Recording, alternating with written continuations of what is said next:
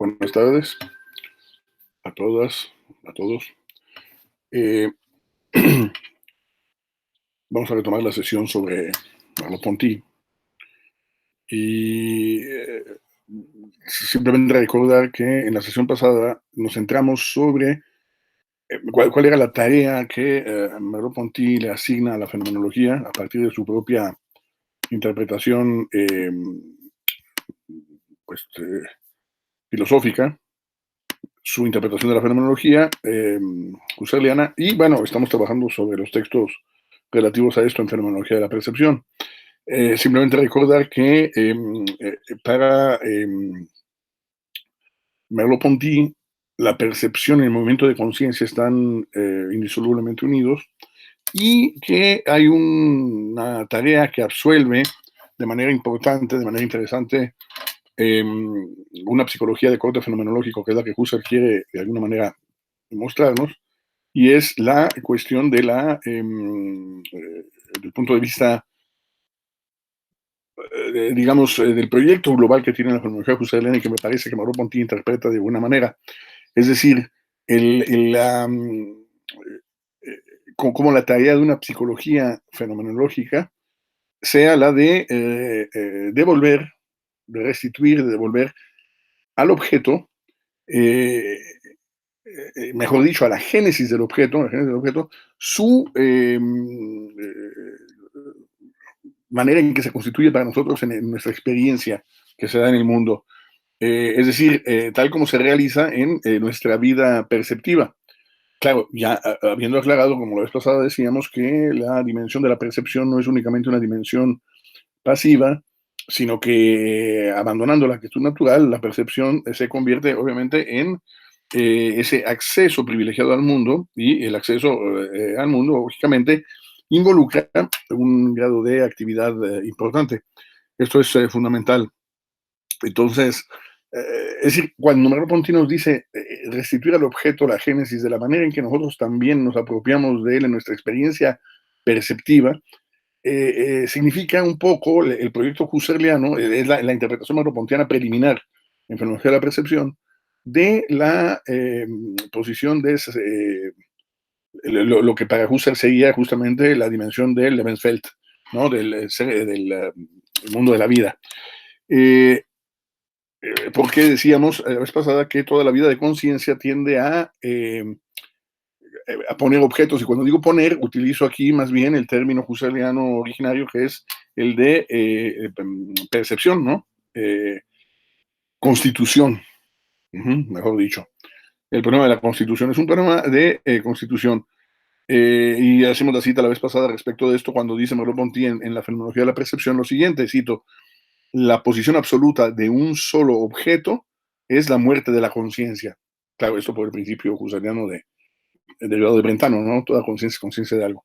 Pero dice, en efecto, esta coagula, continúa la cita, toda la experiencia, así como un cristal introducido en una solución, hace que inmediatamente toda ella se cristalice, ¿sí? Es una especie de contaminación que lleva a cabo ahí eh, esa dimensión, digamos, congela, ¿no? La visión de, como dice, el de absolutizar un solo objeto, ¿no? Objetivar un solo objeto bueno, lógicamente cancela la vida de conciencia, que es la conciencia misma, porque ya sabemos que la conciencia en fenomenología no es un receptáculo simplemente, ¿no? Entonces, esto me parece que es algo pues, muy importante de señalar, ¿no? Bien, por otro lado, permítame un segundo, nada más, en lo que, porque está cargando aquí y estaba parte de mis notas. Eh,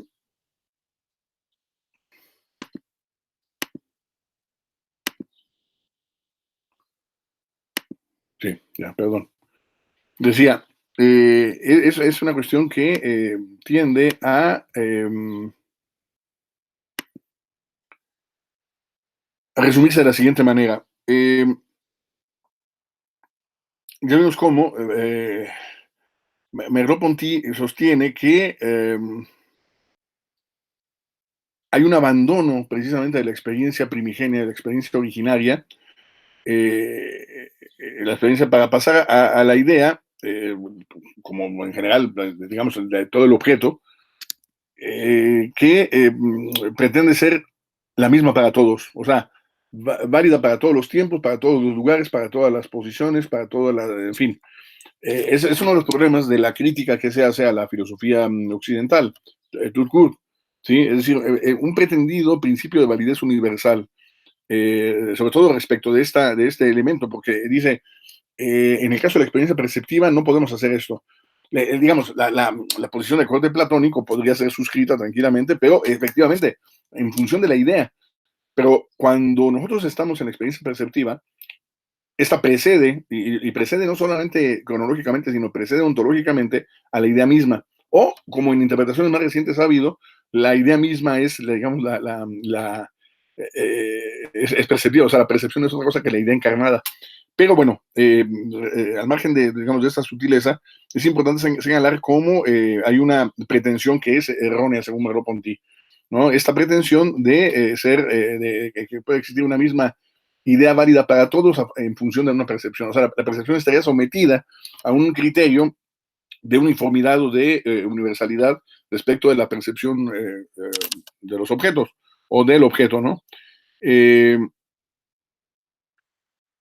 Claro, ¿cuál es la consecuencia inmediata de esto? Y por eso utilicé esto para enlazarlo con el tema de hoy, que es estrictamente el apartado, la primera parte, el Merleau Ponty, la fenomenología de la percepción, que es la que a nosotros nos interesa porque es la que trata sobre el cuerpo. O sea, sostiene Merleau Ponty, digamos, en esta tesitura, que la consecuencia de esta congelación de la percepción, de esta uniformidad de la idea de un objeto, etcétera, etcétera, es el hecho de que abandonamos se abandona la importancia que tiene precisamente la propia corporalidad, el propio cuerpo vivo, ¿no? Es decir, ya nos ocupamos del cuerpo, del tiempo y del mundo de la manera en que nosotros la tenemos en el saber antepredicativo, ¿no? Vamos a decirlo así, como lo vivimos. O sea, ya no es un cuerpo vivido, no es un tiempo vivido y no es el mundo vivido. Sino que nos ocupamos de ellos solamente de manera ideal, es decir, justamente determinando de estos de una forma de objetivación. Y claro, ese es el error. Ahora, paréntesis rápido, hay interpretaciones, digamos, que son históricamente, digamos, identificables, donde justamente se atribuye que aquí Merleau-Ponty hace una corrección a Husserl en su plana. No hay nada más alejado de la verdad, y no porque yo pretenda necesariamente, digamos, hacer una defensa de Husserl, sino porque no hay necesidad de esta defensa, puesto que en una lectura ya cuidadosa, que además ya se ha logrado, digamos, a través de las últimas publicaciones de Husserliana y demás, para darnos cuenta de que, como ya les he dicho en otro momento, eh, esta aparente corrección se debe a la falta, digamos, de información respecto de lo que Husserl ya había señalado a propósito del propio mundo de la vida, y aunque a veces no utilizar ese mismo término, cómo este viene operando desde el principio de la génesis de la fenomenología husserliana. No es que sea un tema añadido tardíamente en función de las críticas, aunque puede ser que ahí lo haya él desplegado mayormente, pero el término y la concepción del mundo de vida de Lebenswelt, que es el que se apropia Merleau-Ponty aquí, pues está presente precisamente en Husserl con el mismo tipo de valor. Es decir, Husserl critica justamente lo mismo, de que no estamos ocupando del cuerpo, ni del espacio, ni de la temporalidad, etcétera, tal como la vivimos en el saber antepredicativo. Y alguien dirá, bueno, pero entonces en Husserl hay una contradicción porque se supone que lo que tenemos que tener aquí es un abandono de la actitud natural, el mundo natural. Bueno, es que Husserl no es que diga esto. O sea, Husserl lo que está diciendo es que metodológicamente nosotros tenemos que poner entre paréntesis los supuestos dados en función de la vivencia ingenua del mundo natural para poder acceder de alguna manera vía la epoge a la esencia de las cosas tal como se manifiesta a la conciencia. Esto, bueno, más o menos lo sabemos. Ahora, pero Husserl no está diciendo en ningún momento que nos tengamos que quedar ahí. Precisamente el mundo de la vida opera como ese mundo primigenio, preliminar, pero que ya ha pasado por este sedazo metodológico. O sea, no estamos nosotros aquí diciendo en ningún momento que volvamos, digamos, a este mundo natural en sentido ingenuo, ya no es ni siquiera posible. O sea, lo que estamos haciendo es restituirle al mundo el carácter primigenio que tiene en el mundo de la vida, sabiendo nosotros que es posible establecer una serie de operaciones con él, ¿no? Desde las formas de representación que tradicionalmente la filosofía occidental ha llevado a cabo, el kantismo, ¿no? Formas de síntesis, lo que ustedes quieran, pero, y hasta llegar a la fenomenología misma, pero ya bajo otro tipo de óptica, es decir, se, se, se da un giro interesante en ese sentido, o sea, un giro que empieza operando precisamente Husserl y que, eso sí, Merleau-Ponty radicaliza porque la tematización y la preocupación merleau-pontiana respecto de la relación con el mundo a través de la percepción, pues lo hace que mayormente se vuelque y se dirija, digamos, a esta problemática de manera más fuerte. Entonces, el giro el que Merleau-Ponty de alguna manera lleva a cabo, radicalizando a Husserl, sería en el sentido de que no nos podemos quedar nosotros en la permanecer, como dice el propio Merleau-Ponty, ¿no? Palabras más, palabras menos, no podemos permanecer en esa alternativa dicotómica, ¿no? De no comprender nada del sujeto o de no comprender nada del objeto, ¿no? Como de alguna manera, alguna vez también decíamos con ustedes, sino más bien lo que dice Merleau-Ponty es que nosotros necesitamos reencontrar el origen del objeto en el corazón mismo de nuestra experiencia, ¿sí? O sea, ¿cuál es la génesis del objeto? No es algo predado, eso lo tenemos que buscar nosotros en nuestra propia experiencia. Describiendo justamente la aparición del ser y comprendiendo, claro, de manera paradójica, como no puede ser de otra manera, Merleau-Ponty, de manera ambigua, si ustedes quieren, que que haya vamos a decirlo así, un en sí para nosotros. O sea, que no hay un en sí, sino que el en sí es siempre un en sí para nosotros. Pero no están peleados, ¿me explico? No es que haya el universo del en sí y el universo del para sí, un poco evocando a Sartre también, de manera separada, sino que aún esta relación del en sí y el para sí está mutuamente imbricada, tal como Merleau-Ponty sostiene respecto a la relación con el mundo. Bueno, dicho esto nada más un poco a manera de recordatorio, aunque ya aportando también un poco sobre el sentido, prácticamente nos toca analizar fundamentalmente el problema de la corporalidad, como Merleau-Ponty lo aborda en Fenomenología de la Percepción. Por supuesto, todo el texto sería esto, ¿no? Pero aquí en este caso, sobre todo, creo yo que se refiere mucho más a la cuestión de la, ¿cómo decir? La especificación que hace mayormente en la primera parte, después del prólogo y toda la primera parte sobre la sensación, etcétera, ¿no? Volcado a la percepción, entonces viene el elemento del cuerpo. Entonces, básicamente aquí yo, de todo el apartado, que es muy grande, lo reduciría a los dos primeros apartados, ¿no? Es decir, el cuerpo como objeto y la filosofía mecanicista, ¿no? Que Merleau-Ponty señala ahí, y el de la segunda parte que se refiere a la experiencia del cuerpo y la psicología clásica, con la que Merleau-Ponty trata de dialogar de manera crítica. Bueno, entonces básicamente sobre esto, estos apartados serían los que a nosotros nos interesan. Permítame un segundo para poder poner yo mis notas respecto de este asunto. Listo. Veamos entonces el problema del apartado que se llama la experiencia del cuerpo y la psicología clásica, que ustedes ya tuvieron que haber leído, por lo que hemos señalado, y del cual tendrán que entregar un reporte de lectura. Ya después les explico los términos y las características de dicho, eh, sí, de dicho tarea, esa tarea. Bien, decía, eh, bajo el punto de vista que estamos nosotros abordando en este momento, la cuestión puede verse de la siguiente manera.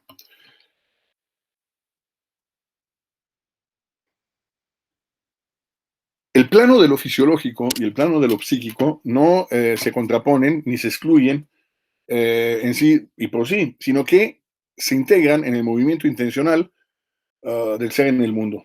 O sea, el movimiento intencional del ser en el mundo es el que los integra estos dos niveles que aparentemente se excluyen de manera mutua, es decir, que se excluyen, eh, digamos, como contrapuestos, ¿no? Es decir, está el universo fisiológico y el universo psíquico.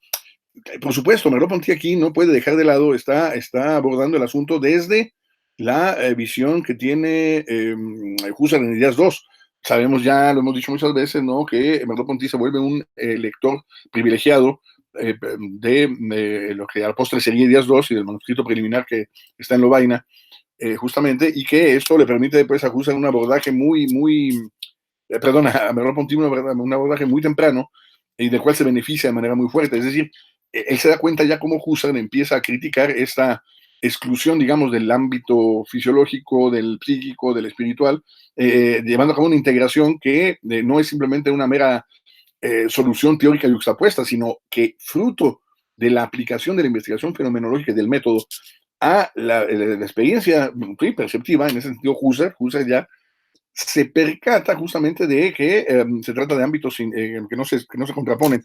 Ahora, claro, Merleau-Ponty se va a dar esa radicalización de la no contraposición de estos planos, ¿sí? Cómo se integran precisamente en la intencionalidad de utilizando la expresión heideggeriana, de nuestro ser en el mundo, ¿no? En ese sentido.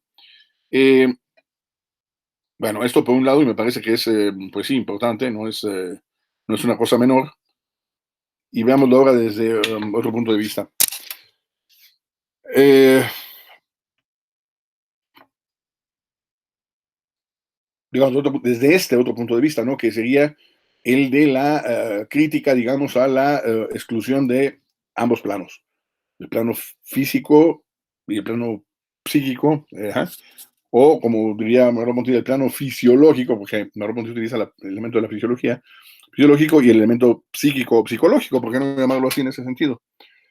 Eh, hay una integración de ambos, por lo que decíamos, ¿no? Más bien se insertan uno en otro, y se trata más bien de dos manifestaciones, de dos estratificaciones distintas, diferenciadas, de una totalidad que está estructurada, entre las cuales hay un constante intercambio, como Merleau-Ponty, repito otra vez, ¿no? Aquí, siguiendo hasta cierto punto aún con críticas, pero siguiendo hasta cierto punto la posición de la psicología gestaltista, de la Gestalt, habla de una estructura, ¿no? En la cual hay intercambios e interacciones diferentes y quizá en cierto momento formas de emergencia de un plano sobre otro, lo que no significa que se trate de planos completamente diferenciados. Es decir, son distintos, pero están insertados uno en otro. Por eso el término aquí de manifestación me parece interesante, que es un término que luego la filosofía francesa, Michel Henry y luego Jean-Luc Marion van a utilizar, ¿no?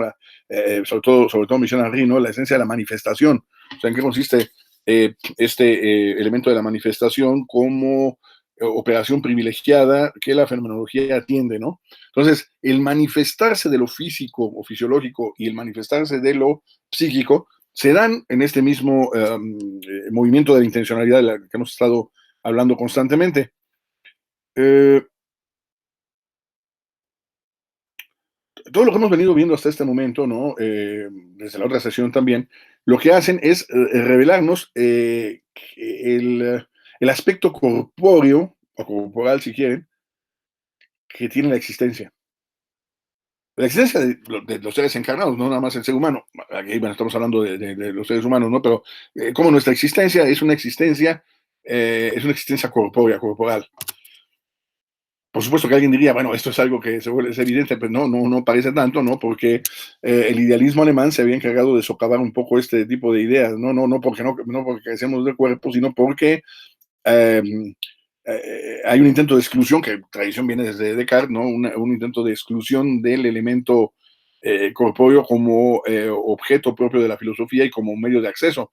Otra vez, ese predominio, aunque con excepciones, pero ese predominio del platonismo, que trata de revertir en buena medida, del platonismo, digamos, clásico, ¿no?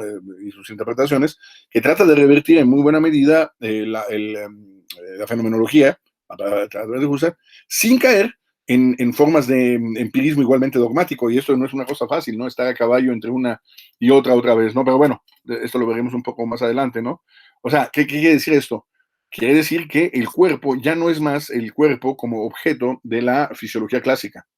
Ya no estamos hablando nosotros del cuerpo como, sí, eso, como una objetivación que debe ser estudiada a través de una determinada ciencia, sobre todo ya las más modernas, pero incluso desde la Edad Media, incluso, ¿no? Hay la visión de la ciencia experimental, anatómica y demás, que luego es desarrollada en el Renacimiento, y luego viene la ciencia moderna, en donde el cuerpo sería en última instancia objeto de este tipo de disciplinas eh, que lo atenderían, por decirlo de alguna manera, no es el objeto de la fisiología clásica, sino más bien es como dice Merleau-Ponty, nuestro vehículo, digamos, nuestro primer elemento inmediato de relación con el mundo.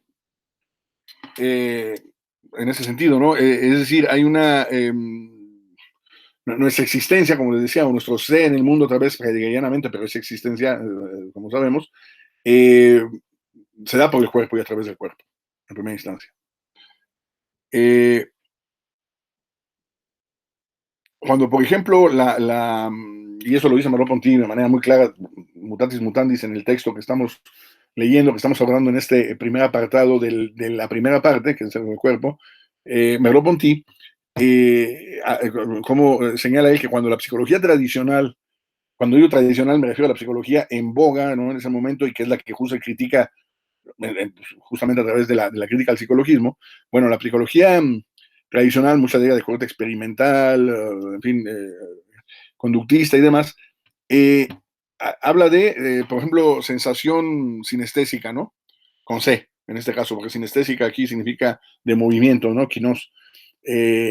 Recuerden que siempre hay una distinción, y aquí, bueno, no tengo pizarrón, pero siempre hay una distinción entre sinestesia con S, que es algo que Merleau-Ponty también utiliza como término importante, que es la colaboración de los diferentes planos estésicos, ¿no? De los diferentes planos sensoriales, en colaboración, ¿no? Eso sería la sinestesia con S. Pero aquí estamos hablando de la sinestesia con C, que también es utilizada en fenomenología, y si fuéramos españoles diríamos la sinestesia, ¿no? Y esta sinestesia con C es precisamente la del el movimiento, ¿no? Una sinestesia sería, bajo la visión de la psicología clásica sería los movimientos conscientes, ¿no? Que llevamos a cabo nosotros, ¿no? O sea, movimientos conscientes del propio cuerpo.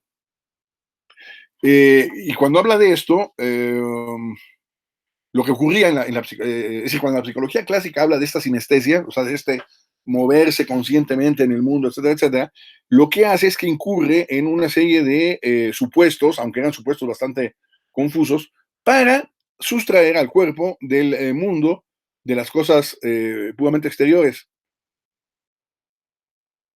Claro, hay un intento interesante aquí, ¿no? Pero el problema es que el psicólogo, vamos a decirlo en esos términos, el psicólogo prefirió, en cierta manera, colocarse en un pensamiento distinto que volvía a introducir el, eh, el comportamiento, tanto el comportamiento, esto lo dice Merleau-Ponty en el texto previo, que es la estructura del comportamiento, tanto el comportamiento como la percepción, los recoloca la psicología clásica, las vuelve a colocar en el plano de la objetividad preconstituida. ¿Sí? O sea, los vuelve a colocar en este universo de ser objetivo, preconstituido, y entonces, ¿qué pasa? Que la consecuencia es que degrada, pues sí, porque dejan de verse la visión enriquecida, degrada el cuerpo a mera, sí, bueno, instancia objetiva, a un mero mecanismo, ¿sí? A un mero mecanismo que no posee una interioridad, por decirlo de alguna manera, ¿no? Eh,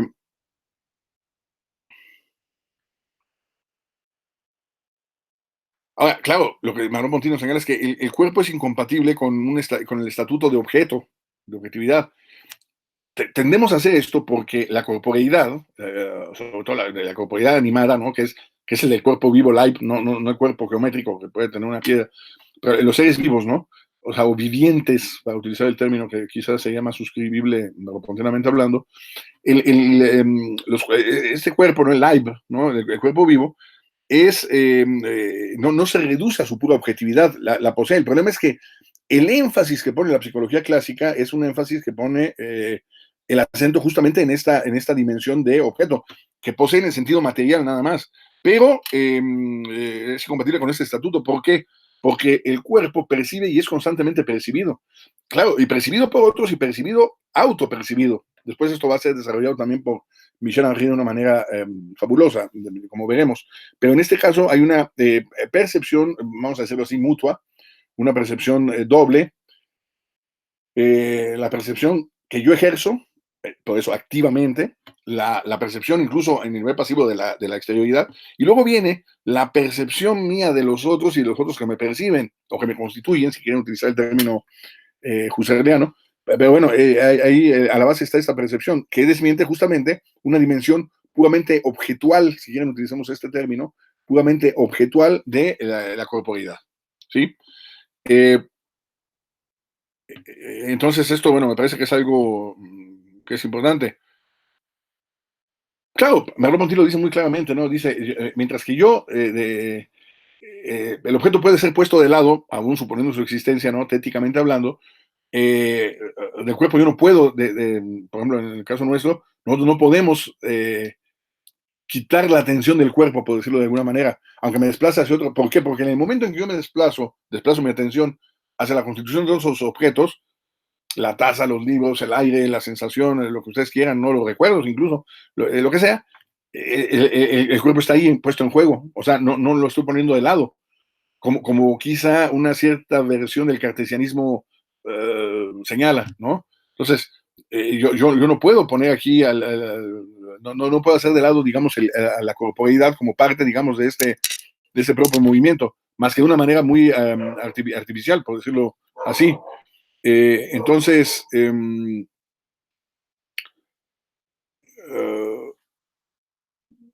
sí, por muy tautológico que pueda parecer esto, no lo es tanto, ¿no? Es decir, el cuerpo siempre está conmigo y yo lo llevo, ¿no? Soy yo y lo tengo, ¿no? Las dos cosas, como ya les decía. Entonces, está conmigo y es más, de hecho, es lo más alejado del objeto, incluso desde un punto de vista ontológico y hasta etimológico, fíjense. La palabra objectum, o también en alemán Gegenstand, ¿no? Lo que está frente, objectum, a diferencia del sujeto, de la metafísica clásica, el sujeto está acá y el objeto está frente. Entonces, el objeto está fuera de mí, objectum, ¿no? Entonces, la subjetividad es eminentemente opuesta a esa forma de objetividad, pero fíjense lo interesante del asunto, que esta subjetividad es corpórea. Entonces, no puede considerarse objeto desde el momento en que mi propio cuerpo no puede estar frente a mí. Claro, puede utilizar ciertos artificios como el del espejo, pero sabemos que me lo pondría. Aún así, hay limitantes sobre el asunto, y ahí no, se trata de un fenómeno distinto, ¿no? Y que ya veremos en cierto momento. Pero la propia percepción de mi cuerpo, yo puedo contemplar mi mano frente a mí como una suerte de objetividad, y por eso creemos que se trata de un elemento objetivo, o estamos suponiendo que como hay otros seres que nos perciben, nuestra percepción de esos seres, o como lo hacemos con ellos, es una percepción de una objetividad, pero mi propio cuerpo no está objetivado en ese sentido. Está objetivado como encarnación, si eso sí, como llama Henry, como encarnación de la propia subjetividad en el mundo, pero no es una objetividad que pudiera ser asimilable sine qua non a cualquier forma, digamos, de corporeidad analítica que podríamos hacer, ¿no? Ahora, bueno, ya veríamos en qué sentido se puede desglosar esto un poco más adelante. Eh, es decir, no es un objeto frente a mí. Eh, Aun cuando la permanencia del cuerpo propio se califica de manera distinta de la de un objeto cualquiera, mi cuerpo no permanece en el mundo, digamos, sino desde mi propia condición, desde mi propia posición en el mundo. Eso sí, no está ahí fuera, ¿no? De él. Eh, Pero además de esto, creo que aquí es muy importante captar que el cuerpo ya no es un mero esquema corporal, la palabra que utiliza en el texto Merleau-Ponty es muy claro, ¿no? Hay una crítica a la noción de esquema, esquematismo, ¿no? El esquema corporal, en el sentido en que la psicología tradicional hablaba acerca de esto, ¿no? Windelband y otros, ¿no? Más allá, ¿no? Es decir, como el simple resultado de asociaciones que se establecen en el transcurso de mi propia experiencia. Esa sería la noción de alguna manera de esquema corporal, ¿no? Como resumen de nuestra experiencia corpórea, ¿no? Como un conjunto de asociaciones, como un conjunto de imágenes que se constituía de manera progresiva, sino más bien, en todo caso, dice Merleau-Ponty, es un esquema corporal más bien en la manera en que habla la de psicología de la Gestalt.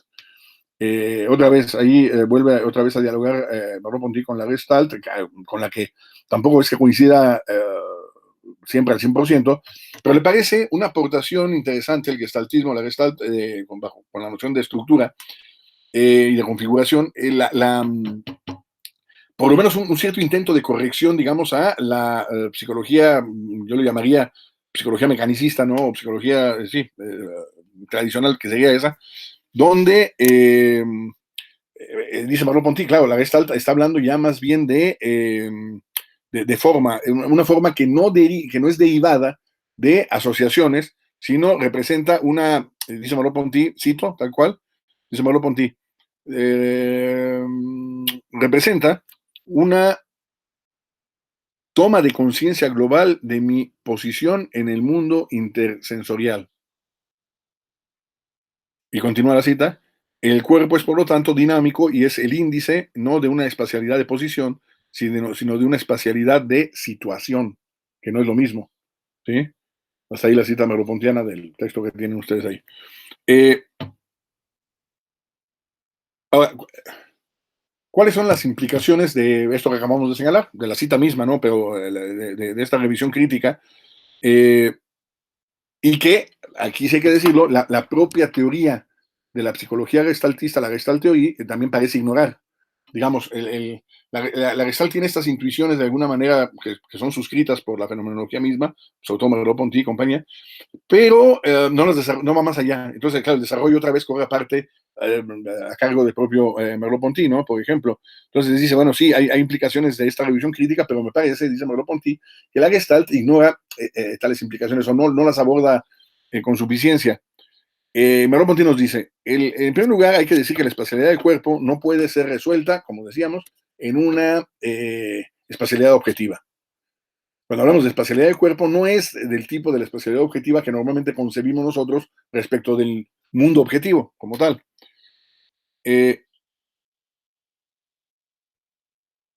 eh, la propia posición corpórea, el aquí del cuerpo, no se va a derivar de no se va a derivar de la referencia a la posición respecto de otros objetos. Claro, podría hacerse, cuando nosotros hacemos eso, aniquilamos esa dimensión de lo corpóreo en el sentido, digamos, intencional y en el sentido amplio del live. Lo volvemos cuerpo y sí lo puedo decir, o sea, yo puedo concebir mi cuerpo como tal, ¿no? Está aquí frente a los libreros que tengo detrás mío y en medio, digamos que enfrente tengo la computadora y luego una puerta, etcétera.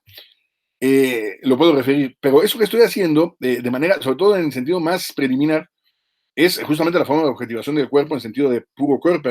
En el momento mismo, y es que tampoco se puede hacer fácilmente, ¿no? Pero digamos, lo puedo más o menos tematizar así. Pero aquí, en este caso, yo estoy concibiendo a la corporeidad precisamente como esta corporeidad viviente, por eso ni siquiera utiliza viva para que no nos entre la tentación biologicista, ¿no? Sino este cuerpo viviente, ¿no? Que es una especie de, aquí, observen, es una especie de posición absoluta, un aquí absoluto en ese sentido. Es decir, expresa nuestra orientación respecto del mundo. Esto lo dice Husserl en Ideas 2, lo va a retomar Edith Stein, y bueno, también Merleau-Ponty lo hace, ¿no? Es decir, y los pone en común a todos ellos, y también al propio Scheller. O sea, mi corporidad es el punto cero de orientación en el espacio, en todo el espacio. ¿Por qué? Porque me mueva, yo no me mueva, etcétera. De todas maneras, llevo conmigo, digamos, ese centro en el que confluyen las vivencias. Entonces, la orientación respecto del mundo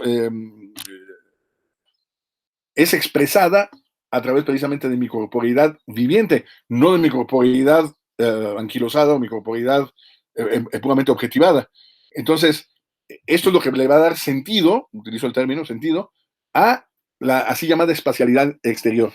Que ya vimos que la llamada espacialidad exterior, podemos utilizar el término por convención, no es que se trate de una espacialidad ajena a mi cuerpo, sino de una prolongación de ella, pero digamos, aún en la concepción así un poco más mundana o simplificada de ella, claro, tengo ese espacio frente a mí, pero ese espacio frente a mí no es que esté preconstituido de una vez y para siempre. Depende, en buena parte, sin que lo sea al 100%, de mi propia posición en el mundo. Y posición en el sentido amplio, no solamente física, pero bueno, sí, de mi posición en el mundo, ¿no? Es decir, eh, dice de otra manera, el cuerpo es el mediador genuino entre la subjetividad y el mundo. La subjetividad es encarnada por eso, pero digamos, esta subjetividad, incluso cartesiana, no puede poner, salirse del cuerpo, como lo hace.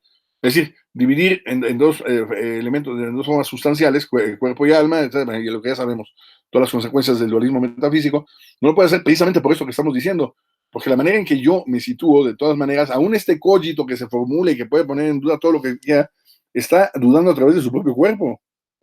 Y ese es uno de los problemas fundamentales, ¿no? Se trata de un mediador auténtico, decía yo, entre nosotros y el mundo, y constituye ese campo primordial en el que se sitúa cualquier experiencia. O sea, mi corporalidad es ese campo privilegiado en donde puede verse situada cualquier experiencia actual o posible. Uh-huh. eh,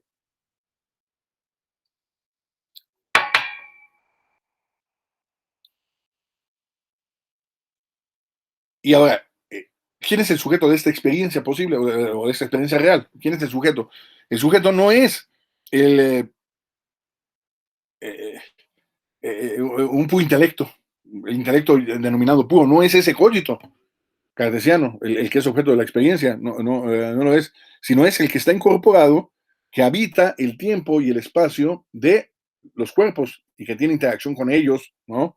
Interviene en el mundo, como dice Merleau-Ponty, no como el cogito, no como el yo pienso, y esto Merleau-Ponty, la crítica de Descartes es muy clara, ¿no? Sino como utiliza los términos, la traducción que tenemos acá debe ser distinta, pero tengo la versión francesa, entonces la traduzco, dice, no es un yo pienso, sino un yo empujo, yo arrastro, yo levanto las cosas del mundo, ¿sí? O sea, es el poder del cuerpo del que habla Spinoza, que entre otras cosas sabemos que Spinoza critica precisamente la posición cartesiana respecto de ese abstraccionismo que tiene respecto de la corporeidad. Entonces, el yo pienso, es decir, también puede ser yo pienso, no es que esté, pero dice, pero soy primordialmente el yo empujo, el yo jalo, el yo levanto, el yo, etcétera, ¿no? Las cosas del mundo, ¿no? Entonces, eh, ¿por qué? Porque entre el intelecto, o lo que nosotros llamamos mente, lo que ustedes quieran, y el mundo, no hay una distancia. O sea, no hay una distancia, digamos, que pueda haber entre, como la hay entre la concepción clásica de sujeto-objeto, es estar frente a, sino que se trata de una relación de originaria correlación, y eso es lo que hay que redescubrir, dice Merleau-Ponty. O sea, redescubrir que entre mi subjetividad incorporada ya, en entrada, a priori no incorporada, y el mundo, no hay una separación, hay una prolongación, hay una, sí, hay una prolongación, hay una relación mutua, una correlación, ¿no? Como yo decía en ese sentido, eh, originaria. Y ahora, digamos, para un poco abreviar el asunto, ¿cuál es el lugar en donde se da esta correlación? El cuerpo. ¿Y del cuerpo qué? La percepción. Ajá, no órgano específico ni nada. La percepción que se hace, digamos, a través de la colaboración, aquí sí, sinestésicamente y demás, quizá privilegiando uno u otro dependiendo de lo que, en fin, esto lo podemos ver también después, pero el cuerpo es ese lugar, ¿no? Es ese elemento fundamental, también igualmente originario, que justamente permite, el lugar permite esta correlación de la que hemos estado hablando nosotros, sin la cual no hay, sin esta correlación no tendríamos nosotros ni la noción de intelecto, ni la noción de alma, mente, o como lo quieran ustedes llamar, que pueda captar nada del mundo. Ajá. Merleau-Ponty es uno de los primeros que enfatiza el hecho, a nivel fenomenológico, el primero que enfatiza el hecho de que no hay una experiencia interna y una externa. O sea, sobre todo que sucesivas, ¿no? O sea, primero una experiencia interna que se debe fundamentalmente al yo, al ejercicio de una subjetividad, eh, como tal, relativa a yo, y la segunda, una experiencia exterior que es relativa al mundo. ¿Por qué? Porque dice Merleau-Ponty, claro, toda experiencia es el reflejo, ¿no? Del mundo en el yo y el modificarse del yo por efecto de su relación con el mundo. Eh, lo dice, digamos, muy claramente, ¿no? En este primer capítulo de la primera parte sobre el cuerpo, ¿no? Que ustedes han leído, pueden ver cómo hay una eh, intención de subrayar por parte de Merleau-Ponty un énfasis también muy fuerte de cómo el cuerpo, el live, cuerpo viviente, cuerpo expresivo, podríamos decirlo en términos un poco más actuales, ¿no? Este huevo presenta muchas características que son justamente, como ya lo he evocado yo, que son incompatibles con la noción clásica de objeto, evidentemente. Eh,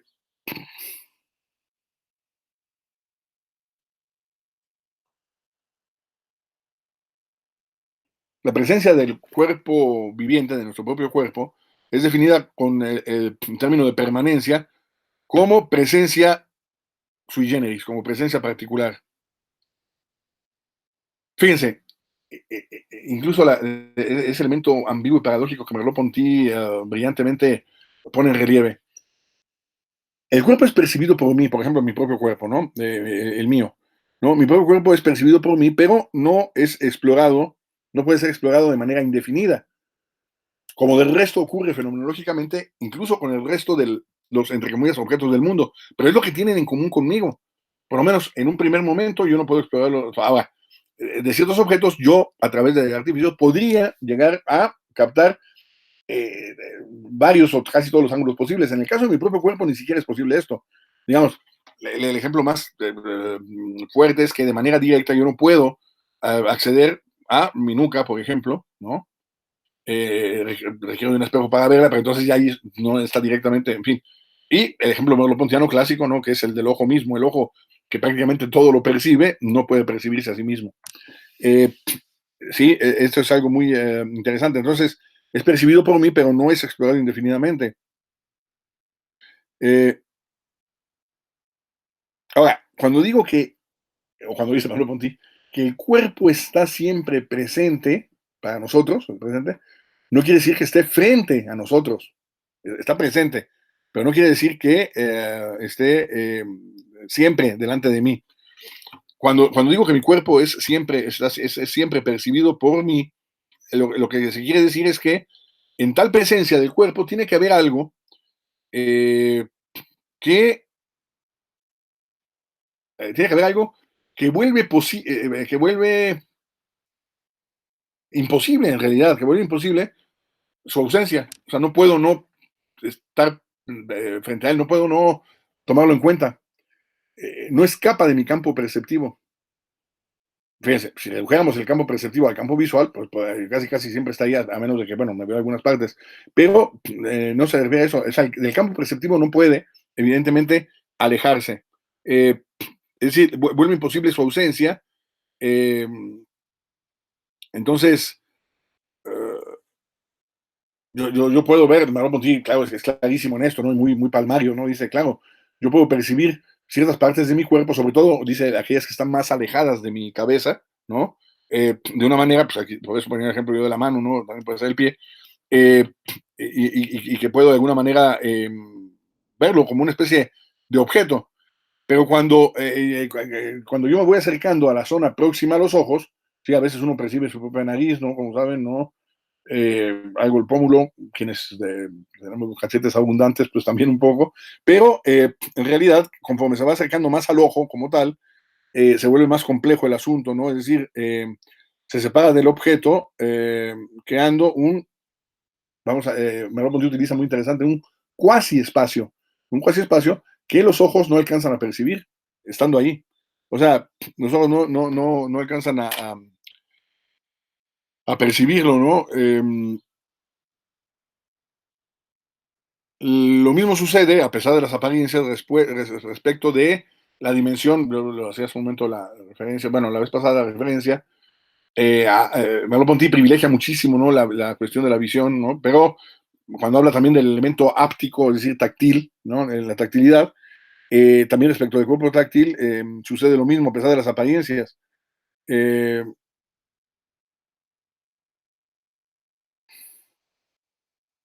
son ejemplificaciones que habíamos puesto en su momento, ¿no? Que también Husserl usa en Ideas 2. Es decir, si yo toco con la mano izquierda, la mano derecha, mientras esta toca también un objeto, ¿no? Eh, y cómo la permanencia del cuerpo propio es absoluta y sirve de trasfondo a la permanencia relativa de los objetos. Observen, escuchen esta cita siguiente en el mismo texto que tenemos ahorita bajo la óptica. Es decir, estoy hablando yo del capítulo de la primera parte, ahorita en particular del primer apartado de la primera parte del cuerpo, pero todo el capítulo es de la página 87 a la 218, todo toda la parte del cuerpo. Y dice lo siguiente, Merleau-Ponty, cito: no solo la perspectiva de mi cuerpo no es, dice Merleau-Ponty, no es un caso particular de la de los objetos, no solo, sino que la presentación prospéctica de los objetos no es comprensible si no es por medio de la resistencia de mi cuerpo a toda variación prospéctica, o sea, de perspectiva, ¿no? Prospéctica. Eso dice él, ¿no? No solamente no es un caso particular de objetivación, sino que la manera en que los objetos se me presentan prospécticamente no puede entenderse, dice Merleau-Ponty, si no es precisamente por medio de esta resistencia. O sea, otra vez, una paradoja, ¿no?, corporal que permite lo que Husserl llama justamente el escorzo, ¿no? Y claro, hay además otro rasgo, ¿no?, definitorio del cuerpo propio que lo hace típico, y es el de las dobles sensaciones. Acabo de evocar esto, ¿no? Este elemento de la doble sensación, repito, está presente en Husserl, ¿no? Cuando yo toco la mano derecha con la izquierda, el objeto, eh, perdón, cuando toco la mano derecha con la izquierda, toco con la izquierda la mano derecha sería, vamos a poner entre comillas, el objeto, ¿no? Eh, sería el objeto, la derecha, y presenta una propiedad sumamente peculiar y singular, que es sentirse también a sí misma. Esto que en su momento va a ser desarrollado con consecuencias incluso de otra índole en Michel Henry es muy interesante, ¿no? La autoafección. O sea, yo con la mano izquierda ejerzo, fíjense, y eso desplazo mi atención hacia ahí, ¿no? O sea, eso es un problema también de intencionalidad, ¿no? Toco la mano derecha. La mano derecha en ese momento se convierte en el objeto. La mano izquierda es la que toca y la tocada es la mano derecha. La mano derecha sería, entre comillas, el objeto en sentido tradicional, ¿no? Está objetivada ahí por parte de la mano izquierda. Pero inmediatamente, en el caso nuestro, hay una autoafección, es decir, la mano derecha, por decirlo de alguna manera, no solamente siente a la izquierda que la está tocando, cosa que sí, sino que ella se siente a sí misma. Cualquiera que haga el ejercicio físico, fenomenológico, lo puede decir y saber. O sea, claro, dependiendo en dónde estamos nosotros desplazando nuestra propia atención, y no queremos hacer mayor cosa. No es que tenga que volver, que yo diga, para sentir esto ulteriormente, o sea, para que yo me dé cuenta de que la mano derecha no solamente es tocada, sino que ella se siente a sí misma, necesito volver a empezar desde el principio, ¿no? O sea, estando en la misma posición de entrelazamiento de manos, puedo hacer todas estas variaciones sintéticas en la misma posición. Es decir, yo lo amplío, puedo sentir la izquierda que toca la derecha que es tocada por la izquierda, la derecha que toca a la izquierda y la izquierda que es tocada por la derecha, y sentir a una u otra como objeto o sujeto, entre comillas, de cada una. Lo podemos hacer desplazando. Bueno, eh, claro, porque como dice Merleau-Ponty, cuando yo, y justo también por ahí, ¿no? Es decir, cuando yo junto a las toco, ¿no? Las aprieto, ¿no? Aprieto las dos manos, una con la otra, no es que yo eh, sienta dos sensaciones juntas, ¿no? Mezcladas, como cuando yo puedo percibir, por ejemplo, dos objetos superpuestos, sino yo realizo ahí una síntesis. Si lo hago, por ejemplo, en paridad de condiciones, la mano derecha con la izquierda, lo que estoy sintiendo ahí es una sensación de otro orden, que sería una especie de síntesis interesante, ¿no? Merleau-Ponty utiliza el término organización ambigua, ¿no? Una organización ambigua como de la que yo tengo experiencia, una experiencia sui generis, ¿no? En que las manos pueden, como lo hacía hace un momento, alternar la función de tocante o tocada. O sea, otra vez, lo hago aquí, tengo las dos manos, puedo sentir las dos en paridad, simetría. Incluso, fíjense, yo soy absolutamente diestro, entonces tendría a privilegiar, no, pero lo siento aquí, tengo las dos en ese plano, pero no mezclado. O sea, está diferenciado, pero eso lo puedo hacer simplemente, incluso sin variar el grado de.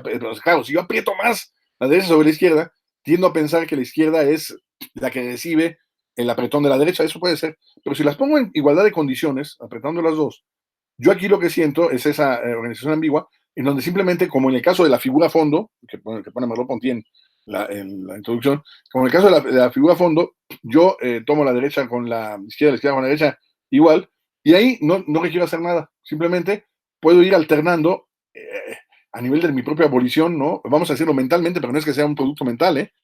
O sea, yo puedo sentir como la izquierda es la tocante y la derecha la tocada.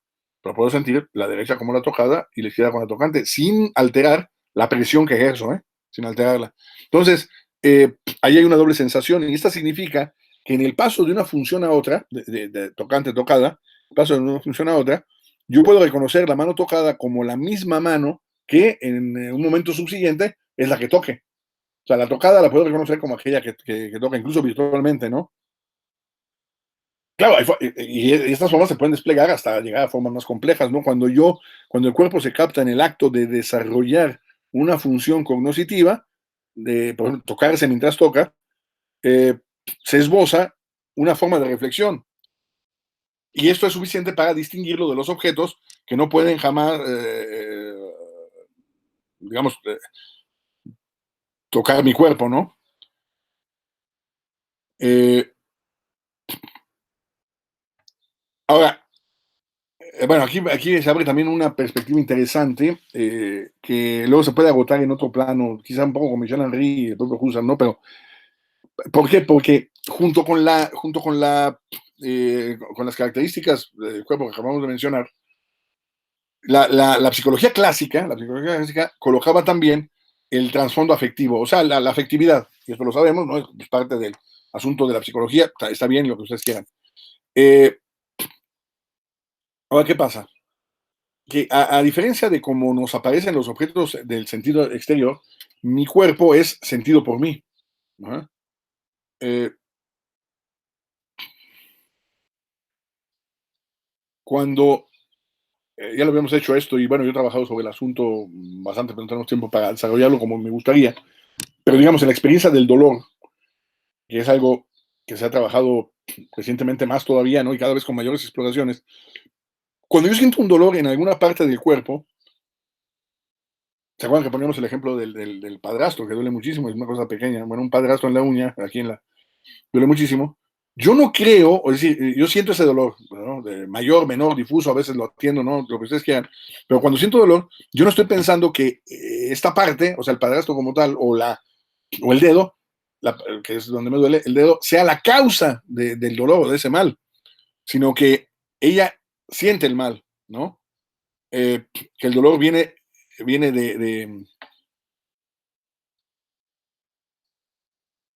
de ahí, ¿no? Es decir, mi cuerpo no se ofrece, por lo tanto, de acuerdo con la modalidad de los objetos exteriores, por llamarles de alguna manera, ¿no? No con esa modalidad, sino que tal objetividad se perfila bajo el fondo de la experiencia, en este caso afectiva, que la conciencia misma proyecta fuera de sí. Esto lo sabemos también en experiencia originaria. Eh, hay una modificación, digamos, de mi propia percepción en sentido inmediato y en sentido difuso de la objetividad externa, de acuerdo con mi propia posición, ¿no? Y de acuerdo con no solo mi propia posición, sino de acuerdo con mi propia disposición afectiva. Ah, esto va a ser muy interesante también, ¿no? Es decir, la objetividad externa, entre comillas, del mundo o el mundo se me perfila de acuerdo con el trasfondo afectivo que la conciencia va a proyectar fuera de sí. Pero, además de esto, los psicólogos, los clásicos, ¿no? Habían reservado al cuerpo, solamente al cuerpo, la dimensión precisamente de las sensaciones sinestésicas con C, o sea, de movimiento, que nos van a dar globalmente los movimientos corpóreos. Eh, es decir, Merleau-Ponty reconoce, ¿no? Que, digamos, la psicología clásica había ya intentado, bueno, había descubierto y descrito con limitaciones, ¿no? Un cierto número de propiedades del cuerpo que eran suficientes para distinguirlo, digamos, del resto de la objetividad o de los objetos. Sin embargo, lo que no habían logrado, digamos, la psicología clásica, que es a la que critican tanto Husserl como él, eh, lo que no habían logrado era, y bueno, esto pues ha sido el punto lógico, ¿no? No habían logrado extraer plenamente las consecuencias filosóficas que esto acarreaba o que tenía cuáles son, ¿no? A qué se refiere, ¿no? Es decir, cuáles son las consecuencias en el plano filosófico de esto, ¿no? Y Merleau-Ponty se lo pregunta básicamente palabras más, palabras menos en el texto, ¿no? Eh, y dice él, por ahí deben tener la cita, él da la razón, él dice, esto se debe al hecho de que los psicólogos clásicos se habían colocado, cito, en el lugar de pensamiento impersonal al cual la ciencia se ha referido hasta que ha creído de poderse separar en las observaciones. Ha creído de poder separar en las observaciones aquello que depende de la situación del observador y las propiedades del objeto absoluto. Fin de la cita. Además, digamos, la psicología ha tratado de volver como objeto, otra vez, el problema, la crítica mayor proviene del hecho de que la psicología clásica intentaba objetivar, o sea, volver objeto, y objetivar, fíjense, no solamente la subjetividad o el sujeto como tal, sino la experiencia del sujeto viviente, la experiencia, ¿no? Y eso es el asunto que le ha servido a la fenomenología husserliana y merleau-pontiana en ese sentido, para ponerlas en línea de continuidad, como creo que debe de ser. O sea, eh, el, el, el, eh, hay una... Sí, sí, el sujeto viviente y su experiencia es objetivada. Es objetivada. Y claro, esto lo hace en la psicología clásica, lo hace postulando que en nuestra experiencia, que sin duda ya está siendo, por decirlo de alguna manera, embestida por la física y por la biología, las ciencias modernas, ¿no? La biología, pero postula lo siguiente a la psicología, por eso la psicología a la fecha sigue siendo un problema epistemológico interesante, ¿no? Cuando se adscriben al ámbito, digamos, de las ciencias biológicas, o pues ese es uno de los problemas, ¿no? Que acarreó esta vertiente de la psicología. Bueno, entonces, ¿por qué? Porque postula que nuestra experiencia tiene que reducirse o resolverse de manera absoluta en un pensamiento objetivo. Uh -huh. Entonces, ¿qué pasa? Dice Merleau-Ponty. Claro, el problema es que a partir de ahí el cuerpo se convierte en representación del cuerpo, o sea, en pura representación del cuerpo. O sea, no era ya un fenómeno integral, global, como de alguna manera se concibe en Ideas 2, sino se transforma únicamente en un hecho psíquico. Entonces hay una reducción incluso de la experiencia a puro hecho psíquico. Ajá. Entonces, la propuesta merleau-pontiana, ustedes lo pueden leer tranquilamente ahí, creo, deducir de ahí, es que para que en el pensamiento psicológico sea nuevamente posible acceder en la experiencia del otro, o sea, podamos acceder o tener la experiencia de otro, ¿no? Y también tener la experiencia de sí mismo, es necesario, lógicamente, tratar de profundizar en qué consiste la génesis del acto perceptivo. La génesis de la percepción, del acto perceptivo, cualquier acto perceptivo, eh, tratando de problematizar el asunto, ¿no? Dice Merleau-Ponty, colocándonos frente a nosotros, dice él textual, el problema de saber qué es lo que debe ser el sujeto percipiente para poder experienciar como suyo un cuerpo. Solo así es que, bueno, ahí termina la cita, o sea, es la única manera, o solamente de esta manera, podría madurar una noción renovada de conciencia que forma una unidad con el ser una experiencia. O sea, nuestro cuerpo no es que a breve, o sea, la experiencia sea una función separada. Nuestro cuerpo es cuerpo experiencial de entrada. La noción ampliada de la noción alemana de Erfahrung, experiencia, que no se limita a la experiencia sensible, aunque esta es muy paradigmática, pero no se limita a ella. Pero ese elemento de la experiencia es la modalidad en la que, con la que el cuerpo se relaciona con el mundo. Ahora, privilegiadamente, ¿cuál? La experiencia perceptiva. O sea, la experiencia perceptiva es la experiencia por excelencia de lo corpóreo. O sea, ¿cómo accedo yo al mundo a través de mi cuerpo? Percibiendo. Uh -huh. Pero esa percepción también se encuentra ampliada igualmente, ¿no? Es decir, dice Merleau-Ponty, es muy bonito el texto, como siempre, ¿no? Cuando utiliza metáforas muy bonitas, ¿no? Dice Merleau-Ponty, eso significa, cito, comunicar interiormente con el mundo, comunicarnos, o sea, ponernos en común con el mundo, ¿no? Bueno, comunicar interiormente con el mundo, con el cuerpo y con los otros. Ser con ellos en lugar de estar junto a ellos. O sea, no es una mera yuxtaposición, sino estamos con ellos. Esa sería una noción re adecuada, incluso, sí, de la noción heideggeriana del Mitsein, el ser con, o sea, ser con la realidad y no estar junto con, o sea, como si yo fuera un cuerpo entre cuerpos. La taza, el libro, la computadora, otros seres vivos, la planta, el animal, o sea, no. Estoy con ellos y no solamente junto a ellos, no es un elemento de pura yuxtaposición. Eh,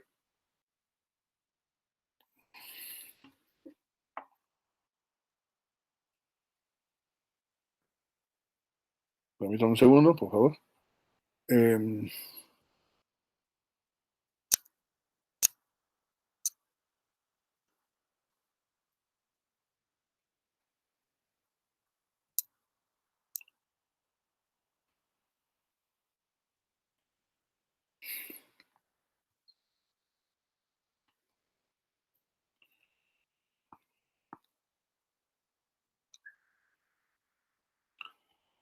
Bien, simplemente señalar un poco, para terminar la sesión, y no saturarnos sobre todo porque esta es grabada, y vayan ustedes pudiendo tomar notas y demás.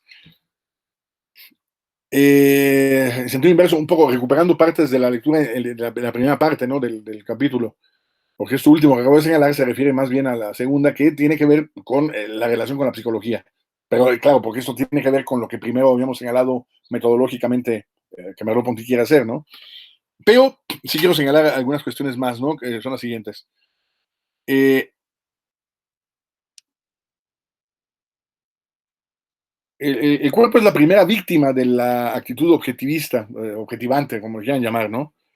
Y debido a esto es que se trata, antes que nada, de tratar de descubrir al cuerpo fenoménico originario bajo el cuerpo objetivo que describe, por ejemplo, la visión que Merleau-Ponty rechaza, es decir, desde el punto de vista mecanicista. Ajá. Que Merleau-Ponty dice, bueno, yo tengo que de alguna manera confutar, rechazar estas tesis, entre comillas, científicas, ¿no? Que toman al cuerpo, y no solamente humano, pero bueno, al cuerpo como objeto. Ajá. Se trata de, para Merleau-Ponty, un poco en síntesis, se trata de criticar, someter a crítica auténtica, no a crítica, criticar al pensamiento objetivo, diría yo, el pensamiento objetivante, ¿no? Objetivador, desde el momento en que se puede, desde luego, considerar la constitución de nuestro cuerpo como objeto. Ya lo hemos hecho, ya Husserl lo había señalado, es una primera dimensión. El problema es quedarse en esa primera dimensión, ¿no? Eh, pero, digamos, eh,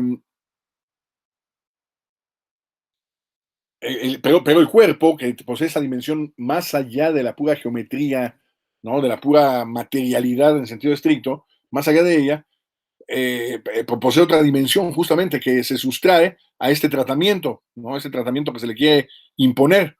Porque, y cito a Merleau-Ponty otra vez, dice Merleau-Ponty, porque si la génesis del cuerpo objetivo es solo un momento en la constitución del objeto, retrayéndose el cuerpo del mundo objetivo, arrastrará consigo los hilos intencionales que lo ligan al propio ambiente y nos revelará, en fin, tanto al sujeto percipiente cuanto al mundo percibido. Fin de la cita. Ajá. Entonces, claro, ¿por qué? Porque en resumidas cuentas, la maravilla que le produce la dimensión corpórea a Merleau-Ponty, ya Husserl intuitivamente, pero en Heidegger está ausente esto, por ejemplo, ¿no? Bueno, la maravilla que le produce es como el problema para Merleau-Ponty es que el cuerpo es un objeto extraño, o un extraño objeto, ¿no? Si quieren, para decirlo de otra manera, en la medida en que, eh, posee comportamientos, ¿no? Comportamientos y utiliza sus propias partes como una simbólica general del mundo, lo que decíamos.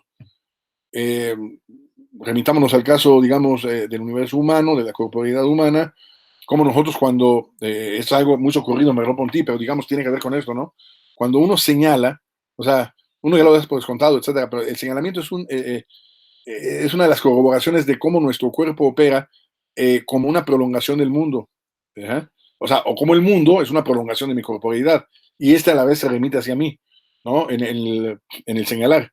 en el apuntar y otras formas de gestualidad, aunque no solo de gestualidad, pero sí el comportamiento, o sea, hay una simbólica general del mundo, ¿no? O sea, cómo a través del cuerpo me es posible a mí visitar algo que aparentemente está fuera de mí, aunque ya hemos visto que no es que esté fuera de mí.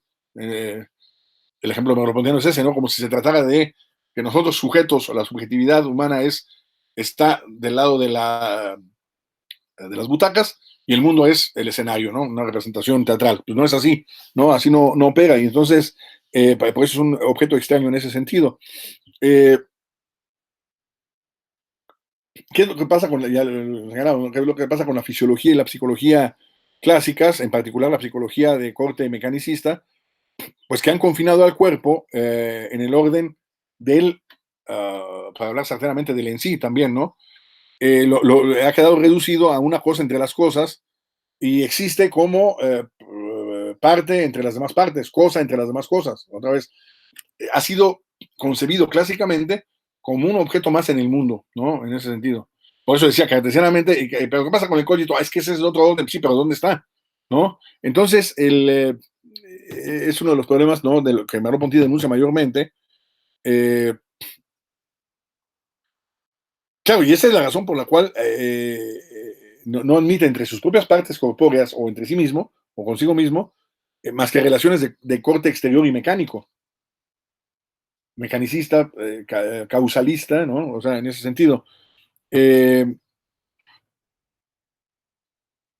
por ejemplo, esa es la razón por la cual la operación, Merleau-Ponty es el primero que habla de la percepción, pero sí el primero que la hace en esos términos, porque la concepción tradicional de la percepción sometida a esa visión clásica, ¿no? Digamos, ¿cuál es? Es la visión de que entre el estímulo, ¿no? Entre el estímulo y la percepción hay una relación de causalidad lineal. Está el objeto y el objeto es percibido por mí.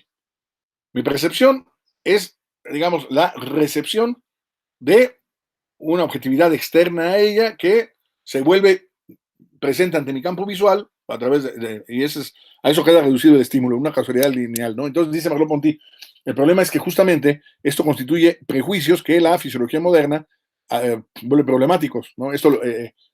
Toda esta crítica la hace en la primera parte, ¿no? Del texto. Eh, eh,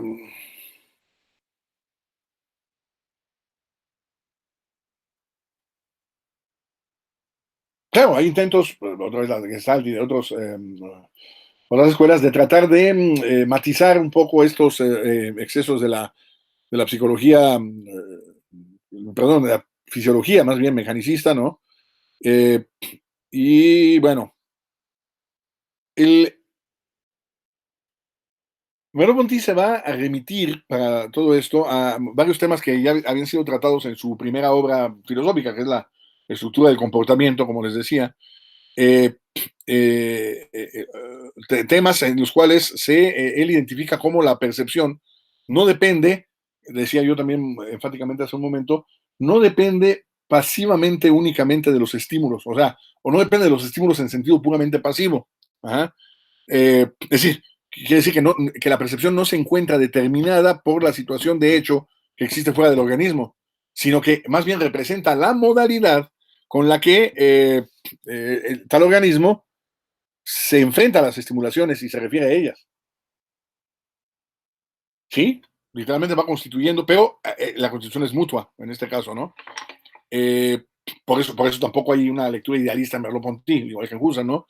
Porque hay un papel activo, digamos, de esta subjetividad, pero es papel de la percepción que constituye al objeto que ya se viene ofreciendo, no se lo va a inventar, ¿no? Entonces, esto se ve algo muy importante, ¿no? Es muy interesante, ¿no? Porque justamente eh, una cierta excitación, ¿no? Física se percibe únicamente cuando alcanza un cierto órgano de sentido que es concorde con él. Pero, claro, la percepción, lo que pasa es que la percepción, dice Merleau-Ponty, se funda, ojo, se funda en la estructuración de los estímulos. Ajá. Estructuración de los estímulos y en la recepción de los estímulos. Eh, las funciones que posee nuestro propio organismo es la de responder de alguna manera a esa excitación, o sea, concibe de cierta manera esa forma de excitación.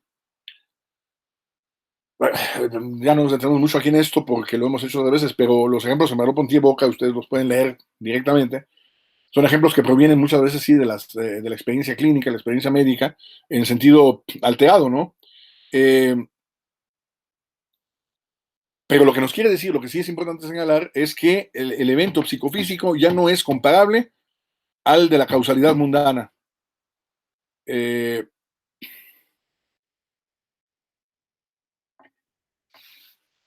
y claro, hay una serie de elementos que se pueden estudiar a la luz de incluso de la moderna neurofisiología que vienen a comprobar de alguna manera este tipo de intuiciones.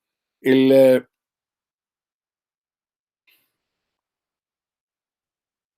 el despliegue de las estructuras, ¿qué quiero decir con esto? El despliegue de las estructuras, es decir, el representante, el que nos representemos la forma que, que de alguna manera se configura en nuestro sistema nervioso, ajá, no puede ser visto como un proceso en tercera persona, es decir, como una transmisión de movimiento de una parte a otra, ¿no? Otra vez, lo que quiere enfatizar Merleau-Ponty es que, que la percepción constituye una dimensión de actividad, eh, y actividad no solamente mental, sino que involucra el resto de la propia constitución personal que está presente en ideas 2. O sea, cómo concurre el elemento físico, psíquico, espiritual, en el mismo sentido, para constituir no solamente al objeto percibido, sino a la percepción misma, o sea, la experiencia perceptual como tal. Eh,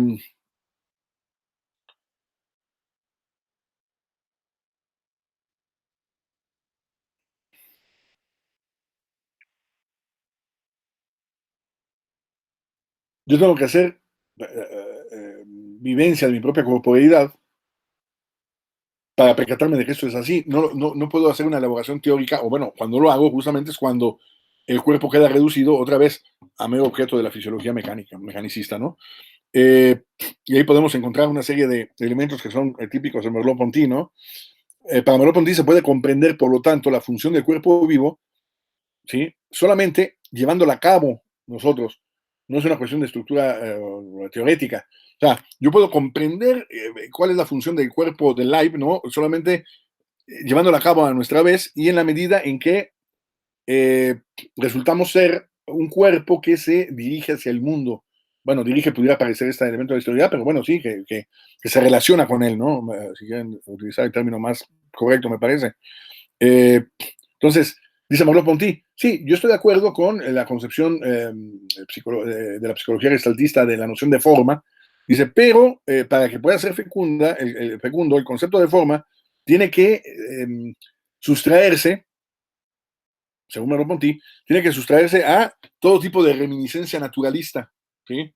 O sea, y que es el problema en algunos gestaltistas todavía se concibe, digamos, bajo un punto de vista un poco clásica, ¿no? Eh, entonces hay que abandonar, otra vez, lo volvemos a repetir, ¿no? Hay que abandonar ese prejuicio, el prejuicio clásico, dice Merleau-Ponty, el prejuicio clásico de la noción de cuerpo-objeto, y hay que referirse a la noción de cuerpo fenoménico, que ya ahora sabemos a qué se refiere el cuerpo fenoménico cuando hablamos de live, a eso se refiere, ¿no? O si quieren, cuerpo fenomenológico, ¿no? Bajo el punto de vista fenomenológico.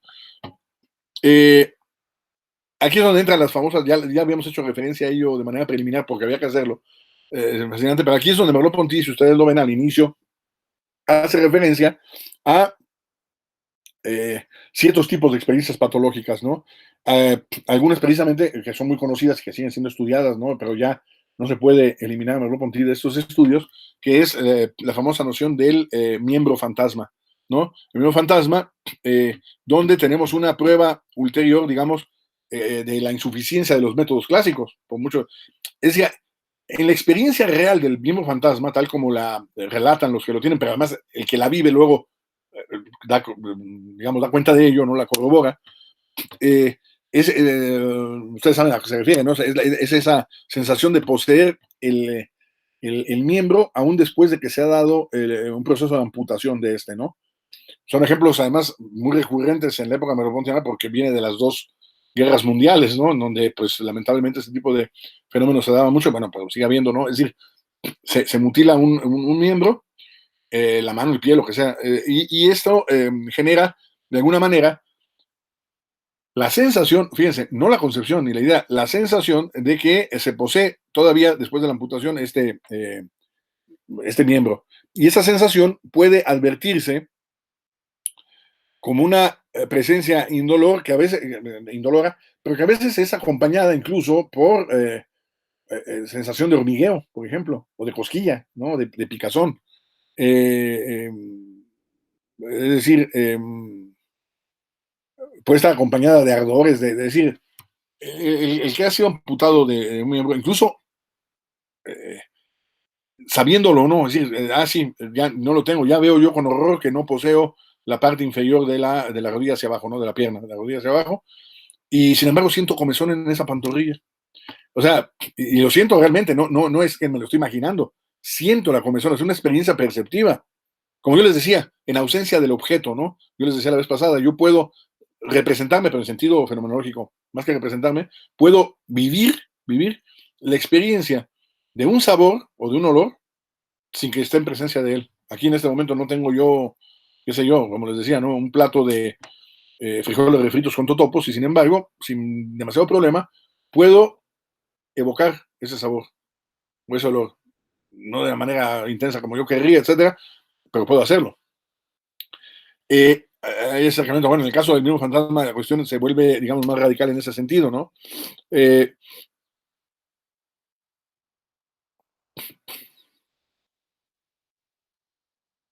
eh, claro, hay algunas explicaciones que incluso llegan a intentar dar los psicólogos y los fisiólogos tradicionales, tratando de explicar de cómo hay una sustitución de alguna manera en este fenómeno, ¿no? Del miembro fantasma. Eh,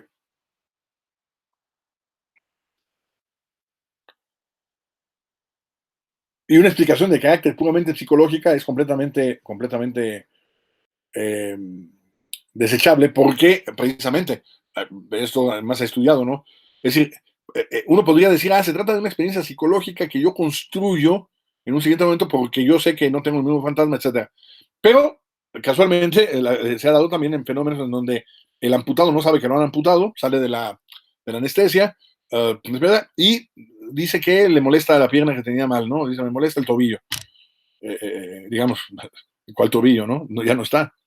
Sin embargo, o sea, no se reduce únicamente a una experiencia de carácter psicológico, como alguien podría pensar, y así sucesivamente. Entonces, mm,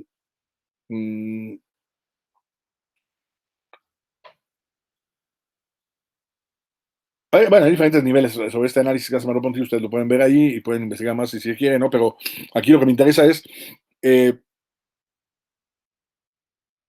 cómo, por ejemplo, para comprender un fenómeno de esta naturaleza es necesario entrar a una teoría que tenga que tener en cuenta esa relación recíproca, y me parece que la fenomenología es la que suministra esto, entre otras, ¿no? Pero sobre todo la fenomenología, una implicación recíproca entre la dimensión física, fisiológica, psíquica, y yo diría incluso espiritual, ¿no? Pero bueno, que nos muestra cómo hay una doble implicación del primero en el segundo y del segundo en el primero. O sea, lo fisiológico se inserta en lo psíquico, y lo psíquico, o sea, ahí es donde se ve que no siempre es fácil delimitar las fronteras, o más bien casi nunca es fácil delimitar las fronteras en donde inicia lo que es puramente, si es que lo hay, puramente psíquico y lo que es básicamente fisiológico sin eso psíquico, ¿no? Ahí se nota cómo se articulan. Entonces, Merleau Montilla lo había visto esto en la estructura del comportamiento, o sea, cómo hay un fenómeno de sustracción, ¿no? En ese sentido de sustitución, en donde, claro, no hay una explicación puramente fisiológica o puramente psicológica. Eh, eh,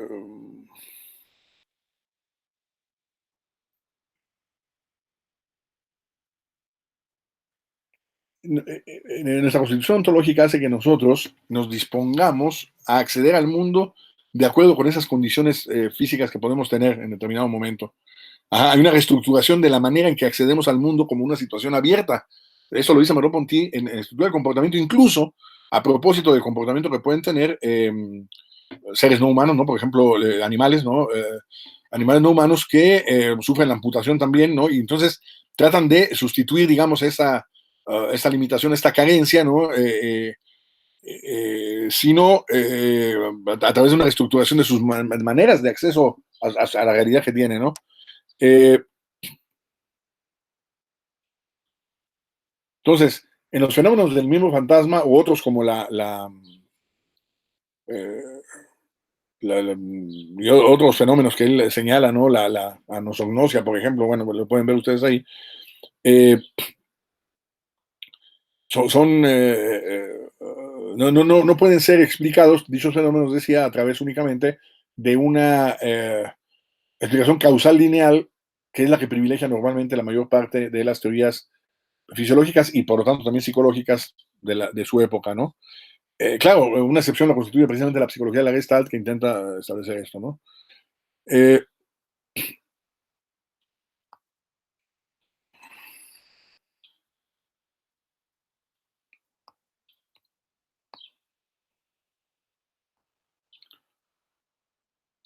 bueno, yo lo voy a dejar en este momento aquí, aunque quizá retomemos nada más la parte última a través del mismo fantasma en la próxima sesión que espero poder hacer en vivo.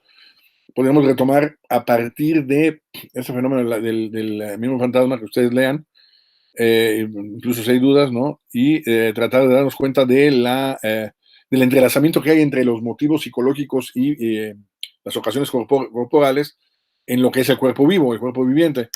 Eh, y cómo esto nos remite precisamente a lo que yo les decía, que es la dimensión existencial, de hecho lo anticipo, ¿no? O sea, en eso constituye la dimensión existencial de la corporeidad eh, nuestra, ¿no? Eh,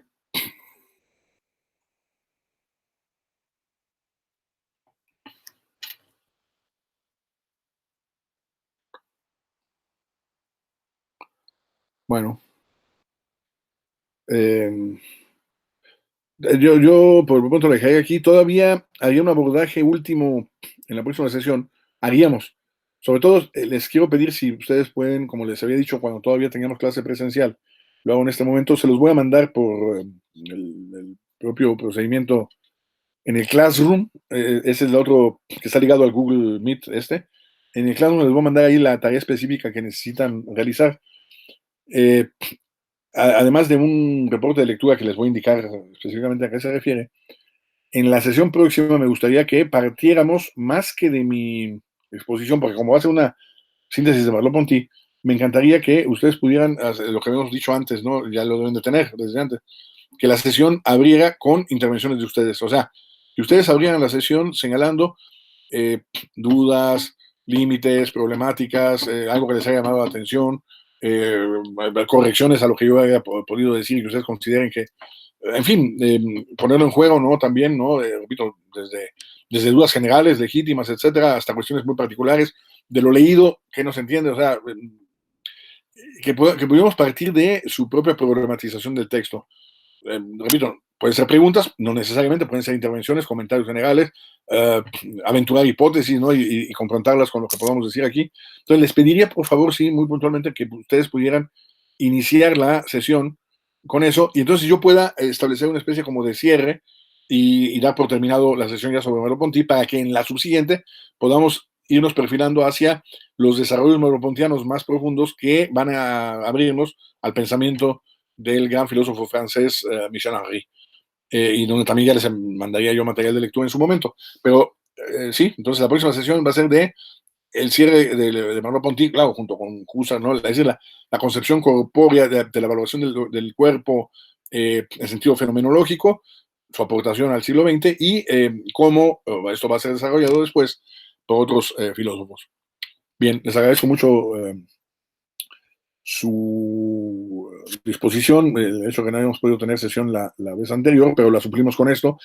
En general, sí preferiría con ustedes tener las sesiones en vivo, pero si no se puede, tampoco es tan grave en el caso de ustedes porque son poquitos. Entonces, eh, bueno, pues simplemente lo dejo ahí y les agradezco mucho. Un cordial saludo.